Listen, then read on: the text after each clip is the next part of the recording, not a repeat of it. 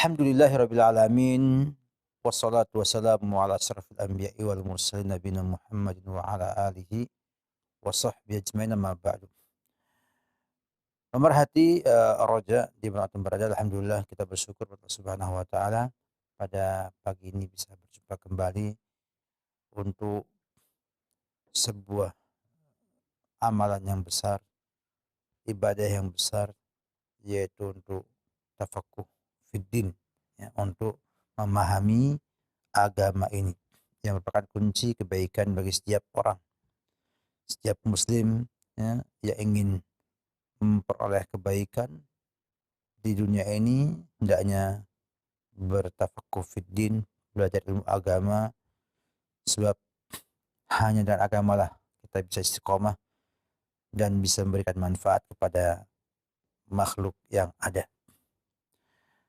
Alhamdulillah pada hari yang berbahagia ini kita akan bahas rangkaian insyaallah silsilah ataupun seri tentang perwalian yang merupakan bagian yang cukup penting dalam sebuah pernikahan. Memang para ulama berbeda pendapat tentang perwalian ini, apakah ia rukun ataupun syarat. Jumhur mengatakan dia rukun, namun dalam mazhab Hanabilah dia adalah syarat dalam pernikahan. Oleh karena itu, terbayang oleh kita semuanya bagaimana pentingnya perwalian ini. Sehingga sepakat para ulama rahimahullahu taala tentang pensyariatan wilayah atau perwalian dalam pernikahan ini. Dan sepakat bahwa hak menikahkan ada pada wali tersebut.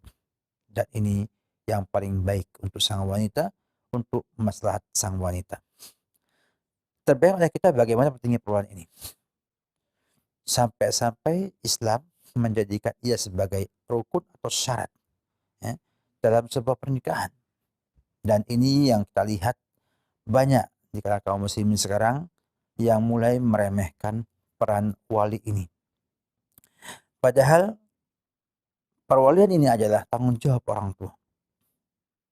Amanah yang Allah embankan pada setiap muslimin, ya, setiap bapak atas putri-putrinya. Ini semua bertujuan untuk menjaga sang wanita, ya, bukan untuk maslahat orang tuanya atau walinya. Terbayang oleh kita semua bagaimana pentingnya perwalian ini kalau kita melihat kepada kedudukan wali dalam sebuah pernikahan. Ada yang mengatakan dia adalah rukun, artinya tidak sah pernikahan tanpa lengkap rukun-rukunnya. Sebagian mengatakan dia adalah syarat. Nah, maka enggak sah juga pernikahan bila tidak terpenuhi semua syarat-syaratnya. Ditambah lagi di sana, disepakati bahwasanya perwalian ini, ya, itu lebih pas untuk menjaga kemuliaan sang wanita dan juga kesempurnaan etika dan juga tabiat sang wanita tersebut. Sehingga dia tidak langsung mengadakan akad pernikahan dengan laki-laki, baik untuk dirinya ataupun orang lain. Supaya bisa menjaga dirinya daripada hal-hal yang tidak baik, ya, dan menjaga juga kehormatan dia, sehingga rasa malu yang dimiliki oleh sang wanita itu bisa terjaga dengan adanya ini. Ditambah lagi, ya, mudahnya, ya, sang wanita menampakkan kecenderungannya kepada laki-laki, sehingga ini akan memberikan atau mengurangi, ya, martabat ataupun kedudukan sang itu di mata sang laki-laki. Oleh karena itu, Islam sangat memperhatikan hal ini. Dan orang tua diberikan tanggung jawab oleh syariat untuk menjadikan perwalian bagian daripada tanggung jawab dan kewajiban dia terhadap anaknya. Oleh karena itu Nabi kita Muhammad SAW pernah bersabda, idza ja'akum man tardawna dinahu wa khuluquhu fazawwijuhu illam takun wa illa takun fasadun fil ardi takun fitnatan fil ardi wa fasadun 'arid. Bila ada salah seorang menjumpai kalian, melamar, datang kepada kalian, siapa itu orang yang kalian ridhai agama dan akhlaknya, maka nikahkanlah. Kalau tidak, akan muncul fitnah di muka bumi ini dan ada kerusakan yang besar di sana.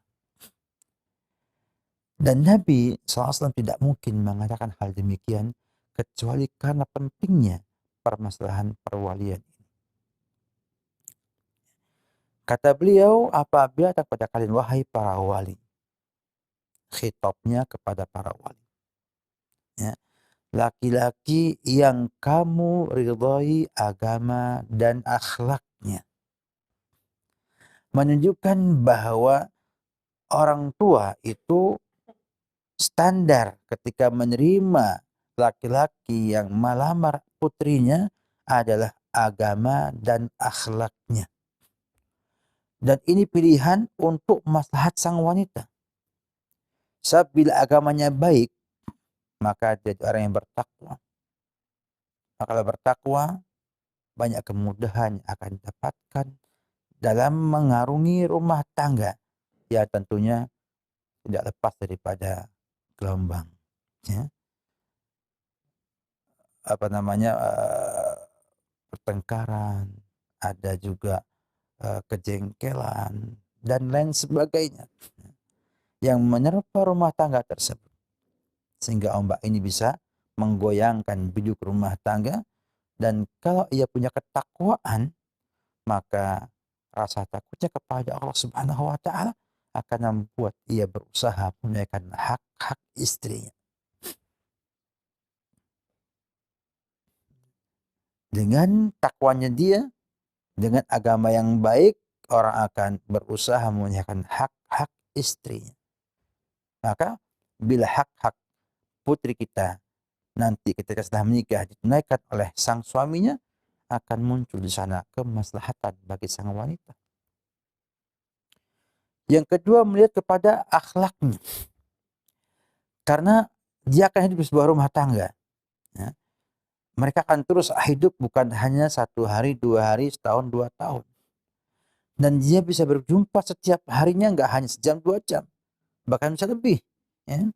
Dengan segala kondisi yang ada. Nah, kalau akhlaknya mulia, akhlaknya bagus, maka dia akan memperlakukan sang istri dalam muamalah, dalam pergaulan sehari-harinya dengan akhlak yang mulia. Dia nggak bakhil. Sehingga bila dia sempit, diserahkan semuanya kepada sang istri. Kalau sedang dalam keadaan longgar, dia berikan kelonggaran kepada sang istrinya.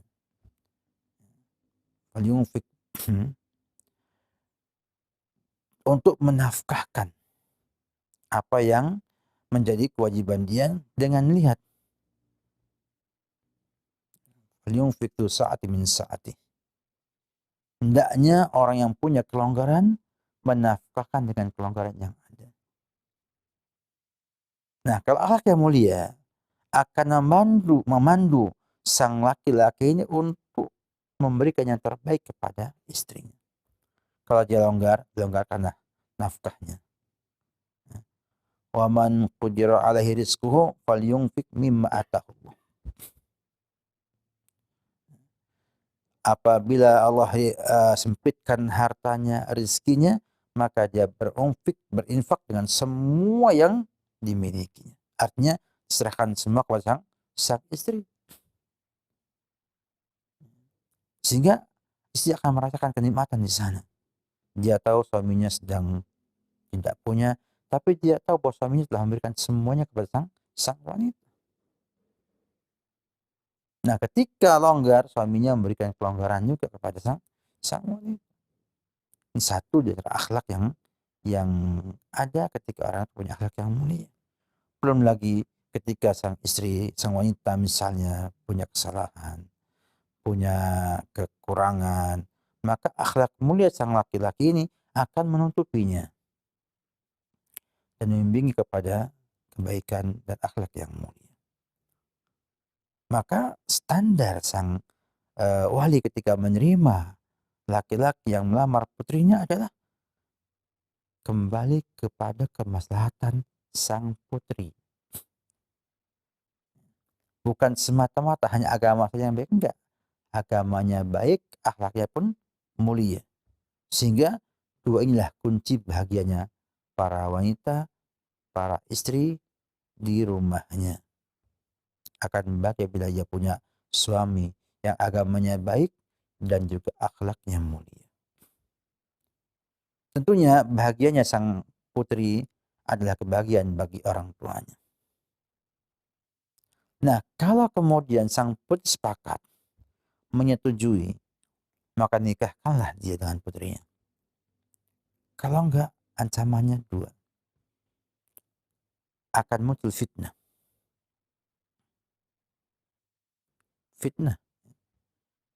Berapa banyak dapatkan hanya karena lamaran ditolak, sehingga akhirnya sang putri jadi tidak ada yang melamar.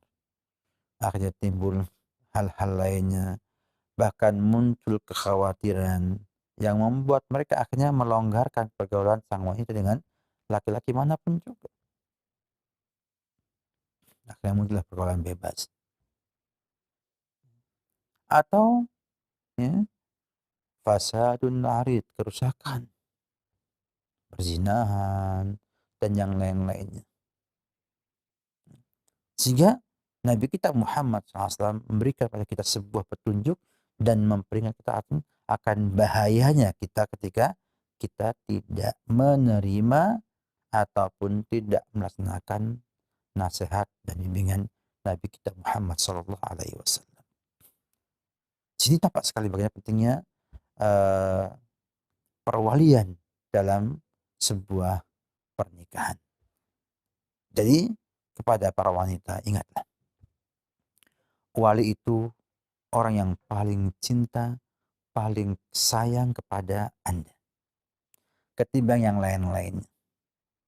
Karena Anda adalah darah dagingnya yang dipelihara sejak bayi sampai kemudian berjalan, sampai disekolahkan, sampai kemudian menjadi dewasa.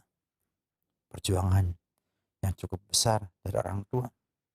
Apakah mungkin orang tua yang demikian ingin anaknya tidak bahagia? Ingin anaknya itu sengsara? Jawabannya tidak. Maka jangan lupakan orang tua dalam pernikahan kita. Jangan lupakan wali dalam pernikahan kita. Karena sang wanita harus memahami Islam menyerahkan perwalian tersebut kepada wali adalah untuk kemaslahatan sang wanita itu sendiri. Berapa banyak sekarang wanita ya, itu cinta kepada laki-laki hanya karena hal yang sepele, bukan karena agama, bukan karena akhlaknya. Kemudian menikah, setelah menikah sengsara. Ya.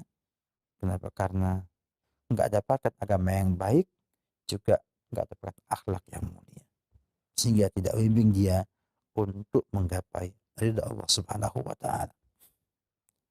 Dan para wali, ingatlah bahwa Anda diberikan sebuah wewenang namanya perwalian.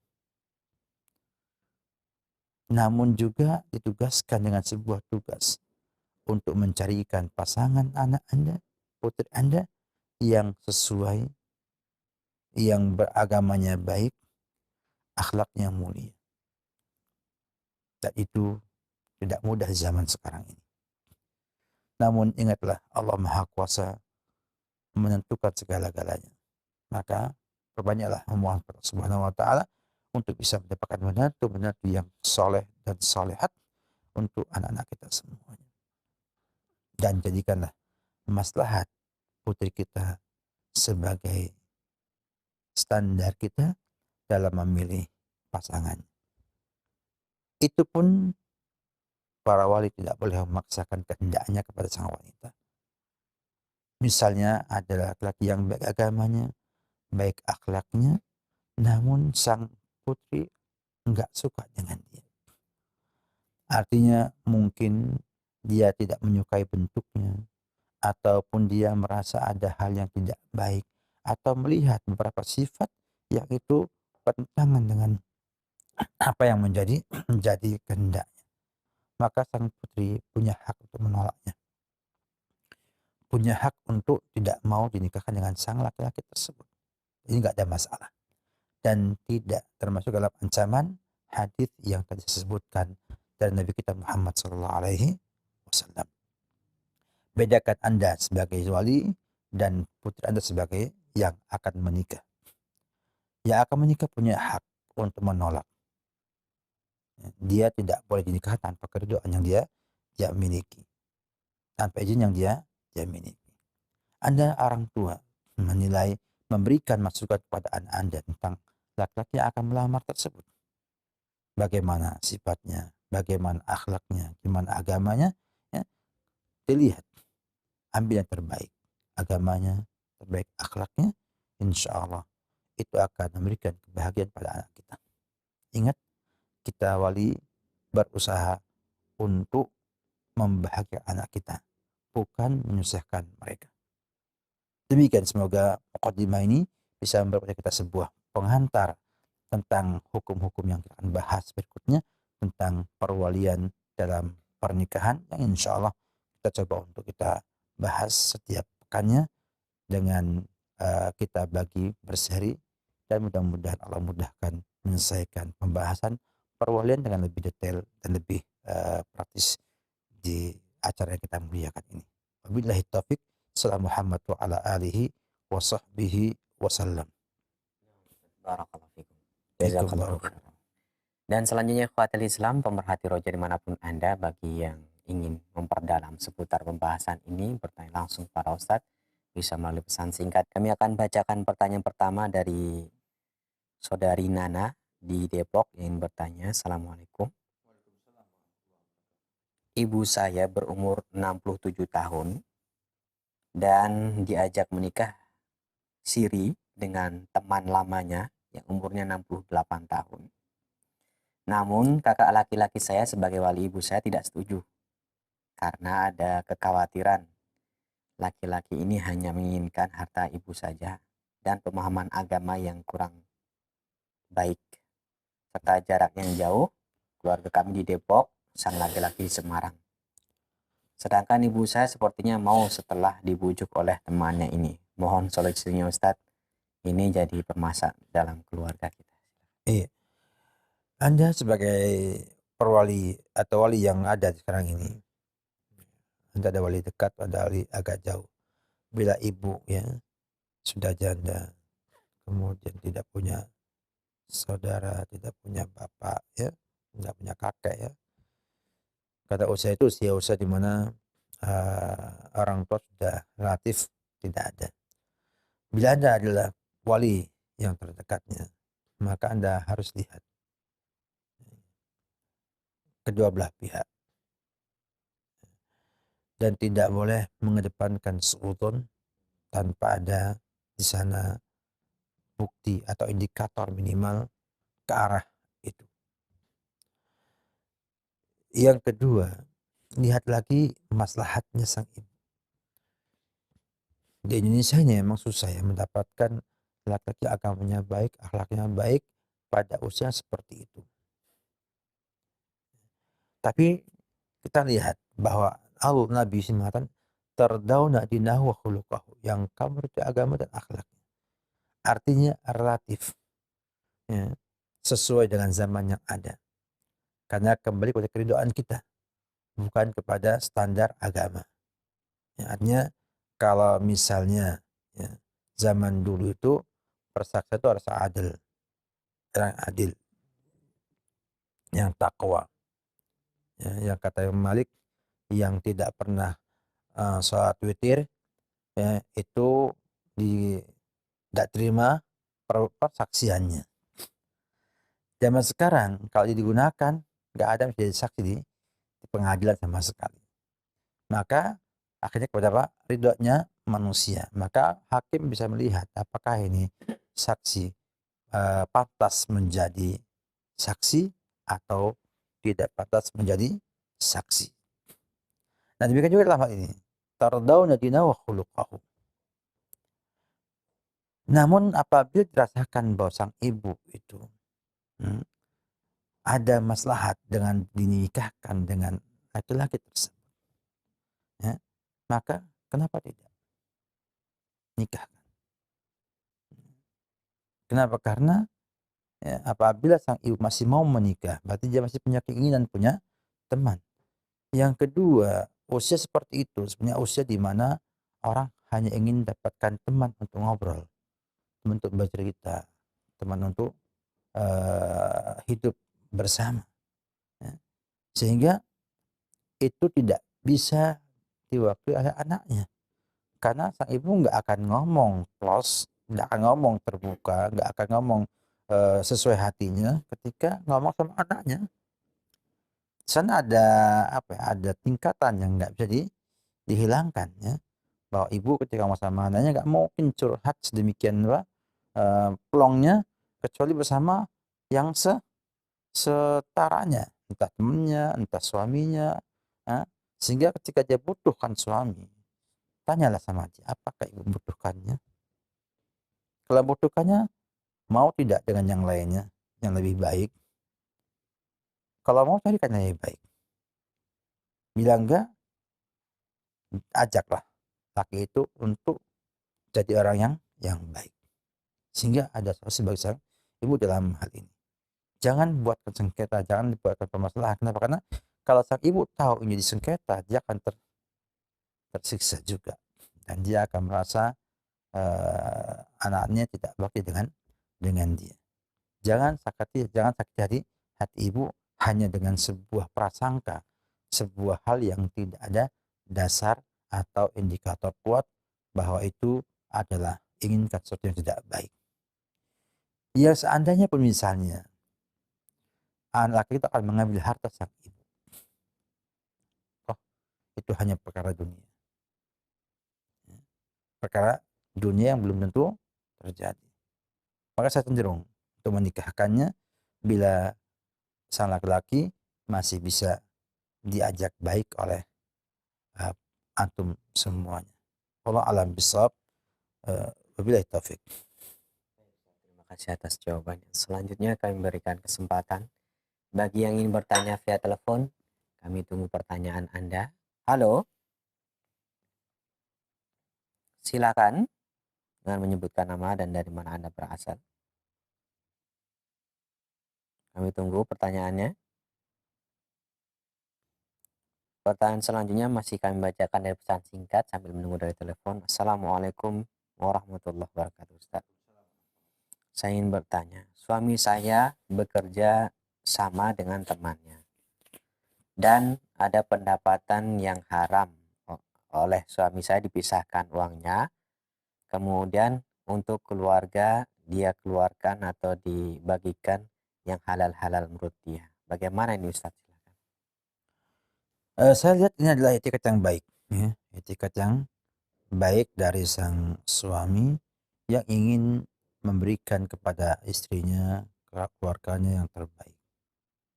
Dan mungkin karena sangat sulit bagi dia untuk terhindar daripada yang tidak halal tersebut, maka dengan istihadnya dia berusaha untuk menyisihkan yang haram versinya dia, ya, dan menginfakkan yang halal kepada keluarganya. Ini sebuah etikat yang baik, sebuah niat yang baik daripada sang suami yang mudah-mudahan Allah Subhanahu wa taala memberi kepada dia kemudahan untuk bisa lepas daripada yang haram tersebut.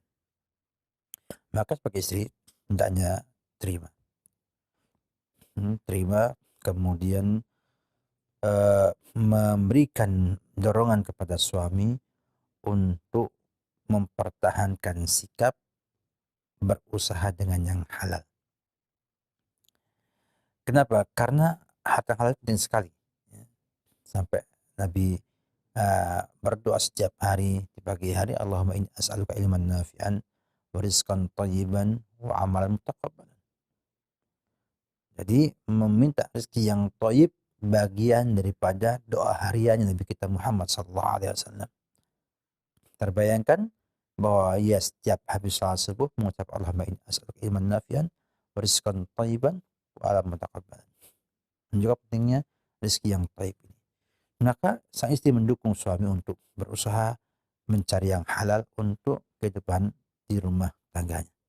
Oleh karena itu, dukung sang suami, ajak ia terus untuk belajar agama agar bisa membedakan mana yang haram, mana yang halal dari semua penghasilan yang dimilikinya. Allah alam bisawab. Baik Ustaz, terima kasih atas jawabannya. Selanjutnya kami berikan kesempatan kembali, silahkan.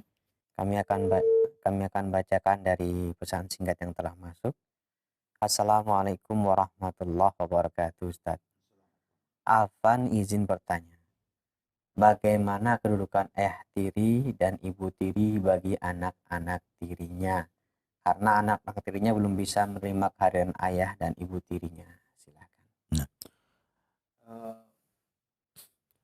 kalau melihat pada pertanyaannya, tampaknya ini bukan satu kejadiannya. Jadi anak tiri ketemu bapaknya atau anak tiri ketemu ibu tirinya. Sebenarnya apabila kita berpikir secara akal yang sehat, bahwasanya adanya ibu tiri itu kan merupakan bagian daripada kebahagiaan sang bapak. Dan bila sang bapak bahagia, tentunya akan bisa lebih memberikan perhatian kepada anak-anaknya. Sehingga pada asalnya itu baik. Tinggal sang bapak ketika mencarikan istri atau mencarikan ibu tiri kepada untuk anak-anaknya, harus memilih agama sang wanita sebagai standarnya. Jadi sehingga ia menjadi ibu tiri yang faham bahwa ia punya tugas kewajiban menjaga anak-anak suaminya. Karena di antara tugas istri itu adalah memelihara dan menjaga harta dan anak-anak suaminya. Sehingga yang paham agama jadi kebaikan. Dan banyak contoh ya di sejarah tentang ibu tiri yang menjadi sebab kebaikan anaknya.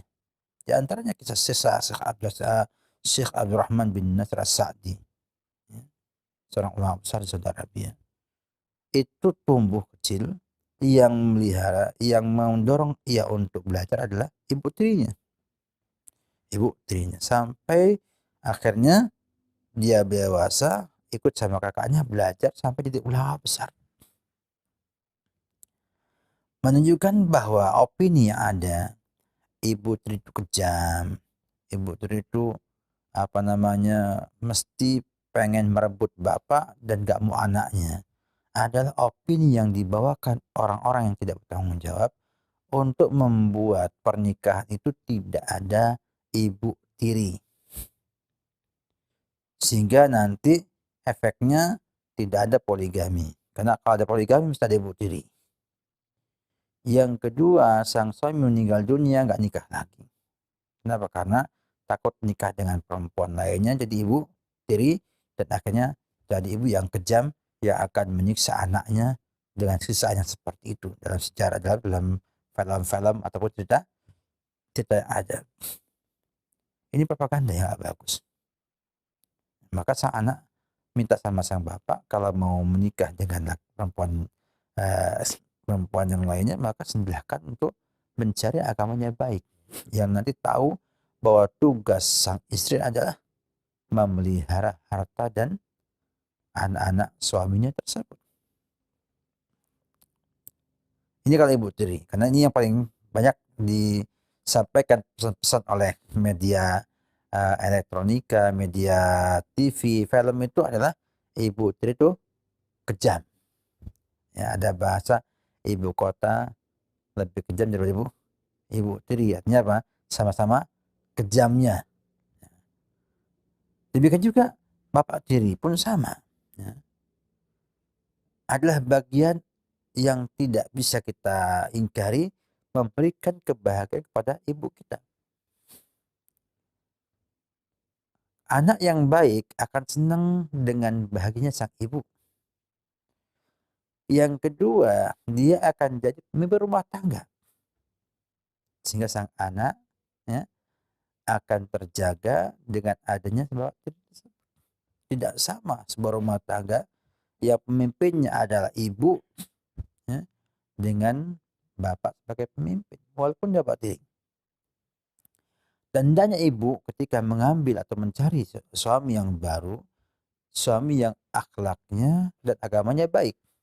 Sehingga dia tahu bahwa walaupun bukan kewajiban dia untuk menafkahi anak tirinya, namun secara akhlak yang mulia, ia itu hendaknya bersedekah dengan hartanya menafkahi anak-anak istrinya.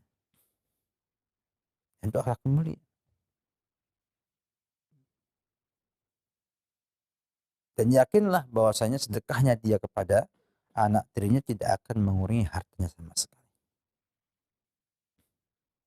Nah, bila bapak tiri ini itu orang yang beragama baik, akhlak mulia, saya yakin akan jadi sebab kebahagiaan anak-anak tirinya juga. Dan juga ketika ibu tirinya adalah wanita yang salehah, ya, yang tahu tugas-tugasnya, kewajiban-kewajibannya kepada suami dan anak suaminya, maka jangan melihara anak suaminya sebagai anaknya dia sendiri, sehingga dia akan bahagia ya, dan anak akan bahagia bersama ibu tiri yang salehat tersebut. Maka jangan takut, jangan ragu untuk punya bapak tiri atau ibu tiri, tapi yang penting adalah meminta kepada ibu ataupun bapak memilih pasangannya itu yang beragama baik, berakhlak mulia. Wallahu alam bishawab. Atas jawabannya, selanjutnya kami berikan kesempatan, silahkan yang ingin mencoba untuk menghubungi kami via telepon. Kami tunggu pertanyaan Anda. Halo, silakan. Halo, belum tersambung. Kami bacakan kembali pesan singkat. Assalamualaikum Ustadz, izin bertanya. Saya ingin bertanya mengenai status pernikahan kedua orang tua saya. Apakah ini akan berpengaruh kepada pernikahan saya? Bapak saya sebelumnya sudah menikah, lalu menikah lagi dengan ibu saya tanpa sepengetahuan istri pertamanya. Ibu saya adalah istri kedua. Bagaimana status pernikahan mereka? Apakah sah atau tidak? Dan bagaimana status saya sebagai anak? Apakah bapak saya itu menjadi wali saya atau tidak? Kemudian kisahnya itu bapak dan ibu saya itu sudah bercerai semenjak saya masih kecil. Sedari itu saya hanya beberapa kali bertemu dengan bapak dan tidak pernah bertemu lagi sampai sekarang. Sampai waktunya saya ingin menikah, saya mencari bapak dan keluarga bapak tapi tidak ketemu. Akhirnya wali nikah saya diwalikan oleh penghulu KUA. Setelah lebih beberapa tahun pernikahan saya dapat info bahwa bapak saya ada di sekitar sini. Apakah saya dan suami saya wajib mendatangi bapak untuk ijab kabul ulang? Syukran, Ustaz. Jawabannya kalau singkat, pernikahannya sah dan tidak usah ulang lagi. Itu kalau jawaban singkatnya. Kalau kita melihat pada sejarah ada ya, bahwa ternyata pernikahan bapak dengan ibu Anda yang istri yang kedua itu sah, walaupun tanpa persetujuan ibu tiri atau istri yang pertama tersebut. Sehingga Anda adalah putri daripada bapak tersebut. Resmi ya. Kemudian ketika Anda berpisah ibu Anda dengan bapak, kemudian tidak ketahuan juntrungannya, dalam artian lama tidak ada hubungan sampai akhirnya terlupakan ya enggak, dan dewasa, upaya Anda untuk mencari nggak dapat juga waktu itu, maka Anda telah berbuat yang benar. Ketika tidak ada wali dari pihak bapak, baik itu bapak ataupun famili bapak yang berhak jadi wali, maka sepakat para ulama pindah ke wali hakim, namanya sultan. Wali hakim ini adalah KUA. Di Indonesia itu ada pengadilan agama, ada KUA, ada catatan sipil.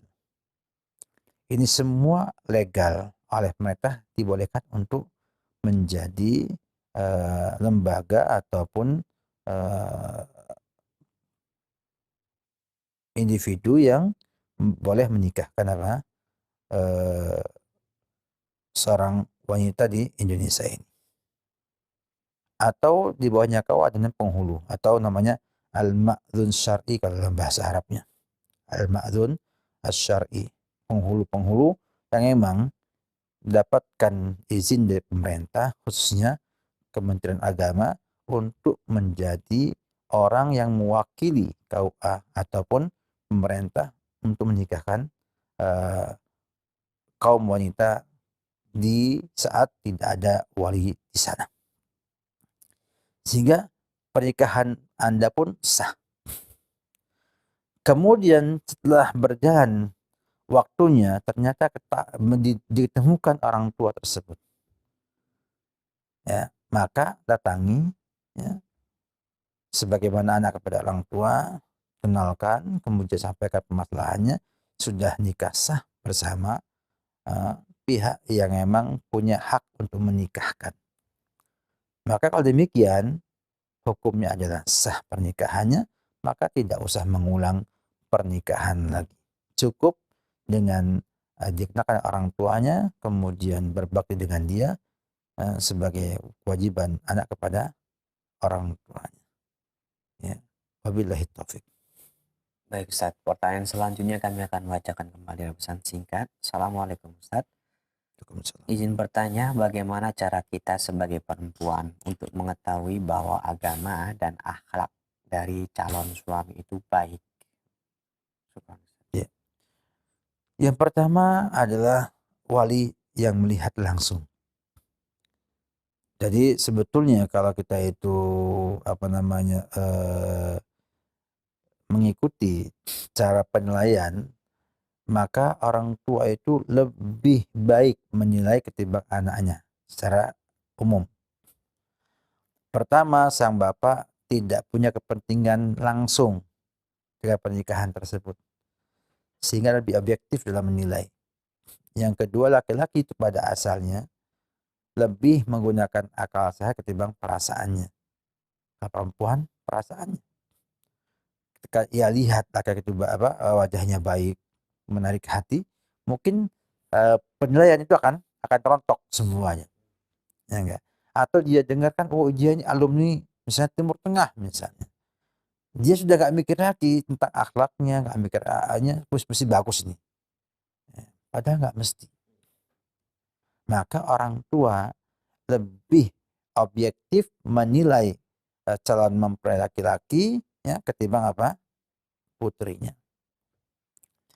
Yang kedua, sang bapak ini punya kelonggaran waktu dan juga kemudahan karena dia bisa melihat anak itu di mana, gimana salatnya. Ya. Zaman dulu para ulama kalau ingin berguru melihat dulu ulama ini bagaimana salatnya. Bila salatnya baik, diambil ilmunya. Kalau enggak, tinggal sama mereka. Itu ketika ulama banyak pilihannya. Nah, artinya di antara standar melihat agamanya baik itu melihat sholatnya. Melihat apa? Sholatnya. Khusyuk, tidak khusyuk mempengaruhi agama seorang mukmin. Kemudian yang keempat, bahwa sang ayah ini punya juga kemudahan ya untuk ketemu kerabatnya sang laki-laki atau tetangganya laki-laki tersebut dan kawan-kawannya. Kata Nabi SAW, al-mar'u ma'adini khalilihi. orang itu bersama agama kawan dekatnya. Artinya, kawan dekatnya ini mempengaruhi agama dan akhlaknya orang tersebut pada asalnya. Falyanzur ila may yukhalif. Lihatlah orang yang dekat dengan dia. Karena memang manusia kayak asrabil qata, jadi kayak burung ya. Dia itu nyontoh kepada yang sama-sama mirip. Contohnya nih, orang yang soleh itu pengennya apa? Dekat yang soleh. Yang penghafal Quran pengen dekat yang senang hafal Quran. Eh, Yang sukanya main game, ya mesti apa? Senangnya sama yang suka main game. Susah ketemu orang yang senang main game, ketemu kawannya akrabnya penghafal Quran. Jarang ketemu. Yang hatinya bacanya Quran tiap hari, dia bacanya HP tiap hari. Maka bisa jadi di sana orang akan melihat tuh siapa teman kawannya. Nah, sehingga juga kerabatnya, mungkin juga minta tetangganya bagaimana orang ini baiknya, apakah hidupnya baik, ketika muamalah dengan tetangganya baik, aktifnya di masyarakat bagaimana. Tapi ketahui bahwa orang ini baik akhlaknya, agamanya baik.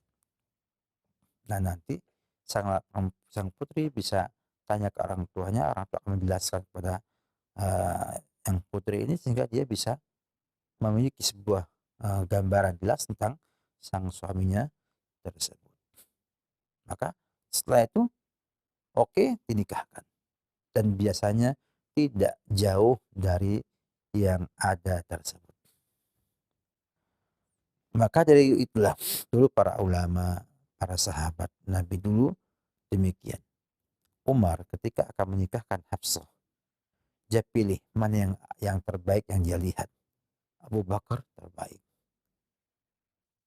Ngomong Abu Bakar, saya punya anak Hafsah, janda, saya ingin nikah sama Anda. Bakar diam. Pindah ke Utsman, pun diam. Bukan nggak mau, ya. Bukan nggak mau karena apa, Hafsah nggak cantik, ada yang enggak. Ya. Karena mereka paham bahwa Nabi ada rencana untuk menikahi Hafsah. Kita ke Ali bin Abi Thalib. Artinya orang tua menaruh pada orang yang soleh seperti ini untuk anaknya. Kemudian mereka tolak semua dan ternyata Nabi yang mengambil putri beliau radhiyallahu ta'ala. Oleh karena itu, seorang wanita harus punya rasa percaya kepada bapaknya. Dan sampaikan sama bapak apa yang diinginkan oleh Anda. Pak, saya pengen suami yang begini, nggak apa, orang tua. Nanti bapaknya akan mencarikan jodohnya yang mendekati kriteria yang diinginkan oleh sang anak tersebut. Sehingga akan muncul kebaikan di sana. Allah alam bisawab. Mungkin sebagai penutup ya, kita sampaikan kepada hadirin sekalian, para pemerhati roja, bahwasanya Islam itu senantiasa memberikan ajaran yang penuh dengan maslahat untuk kita semua. Maka kita harus berusaha untuk belajar, mengetahui konsep yang benar dalam segala hal yang diajarkan oleh agama Islam. Karena semua ajaran Nabi itu mesti memberikan kemaslahatan kepada kita semua. Baik nasihat beliau, perintah beliau, contoh beliau, itu semua yang terbaik. Oleh karena itu, langkah pertama kita sebagai muslim adalah belajar dulu. Belajar membaca hadis Nabi SAW dan memahami maknanya. Dengan mungkin minta bantuan kepada para ustadz, para ulama, para kiai, para ajengan yang nanti bisa menjelaskan pengertian hadis-hadis tersebut. Harapannya ketika sudah paham ajaran Islam, kita coba untuk mengamalkannya. Dan yakinlah, fa inna khairal hadi hadi Muhammadin sallallahu alaihi wasallam. Sebaik-baiknya contoh adalah contoh Nabi kita Muhammad sallallahu alaihi wasallam. Dengan pernyataan dari Nabi kita Muhammad sallallahu alaihi wasallam sendiri yang tidak akan berbicara kecuali dengan wahyu. Dan bila wahyu mesti benar. Sebab dari Allah Subhanahu wa taala. Maka contoh Nabi kita Muhammad SAW. Jangan yang lainnya. Contohlah beliau. Laqad kana fi Rasulillahi uswatun hasanah liman kana yarjullaha wal yawmal akhir wa dzakarallaha katsiran. Jadi dikatakan sebagai contoh teladan yang baik. Maka kita belajar Al-Quran dan Sunnah dengan pemahaman salaful ummah, dengan kita meminta kepada para ulama, para ustadz, para kiai, para ajengan yang ada untuk menjelaskan kepada kita hakikat daripada Quran dan Sunnah tersebut sesuai dengan pemahaman yang benar. Semoga dari semua kita semua bisa dibimbing Allah untuk menjadi hamba Allah yang baik dan penuh dengan kemaslahatan dalam hidup kita. Demikian ucapan syukur, terima kasih kepada teman-teman di Roja TV, Studio Roja yang telah memberikan yang terbaik kepada kita semuanya. Semoga Allah membalas dengan kebaikan yang banyak dan diberikan keberkahan Allah atas semua usaha yang ada. Demikian, mohon maaf, undur diri. Wabillahi taufiq wal hidayah wa ala alihi wa sahbihi wasallam.